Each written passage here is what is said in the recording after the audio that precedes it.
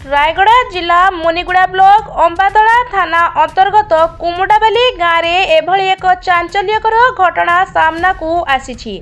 Police प्राथमिक तदंतरू जना जाइछि जे दुर्वृत्त माने प्रथमे गला काटी हत्या करी सुना लुट करिसेंती। मृत वृद्धा जनक हेले अम्लभट्टा पंचायत स्टेशन कुमुडाबाली ग्रामर चंदनतुला डंगरी। सकाळु तांको घरु पोड़ा गंध बाहरिबा और तांको कबाट भंगा होइथिबा देखि ग्रामवासी को संदेह होइथिला। घरे पसी देखिबा बेलकु तुला अधा पड़ी जाइथिले।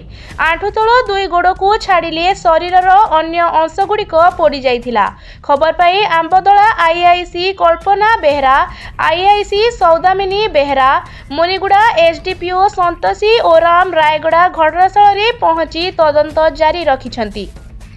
प्राथमिक तदंतरू जनापड़ी जे दुर्वृत्त माने वृद्धा को गला काटी हत्या कला परे पोड़ी जाली देइथिले। प्राप्त सूचना अनुसार 75 वर्ष चंदनतुला डंगरी वृद्धा घरे एकुटिया रहुथिले। तांको कान और नाकरे सुना पिंधिथिले। एही सुना लुटिबा पई तांको हत्या करा जायथिबा पुलिस संदेह करिछि। पुलिस वृद्धा गोड़ एवं पाउंस उद्धार करी शव व्यवच्छेद एवं अधिक तदंत पाई कोरापुट एफएमटी को पठाइथिबार जनापड़ी। पुलिस घटनार तदंत करुछि। तदंत मृत्युर प्रकृत कारण स्पष्ट हेबो बोली विषम कटक एसडीपीओ संतोषिनी ओराम प्रकाश करिसेंती।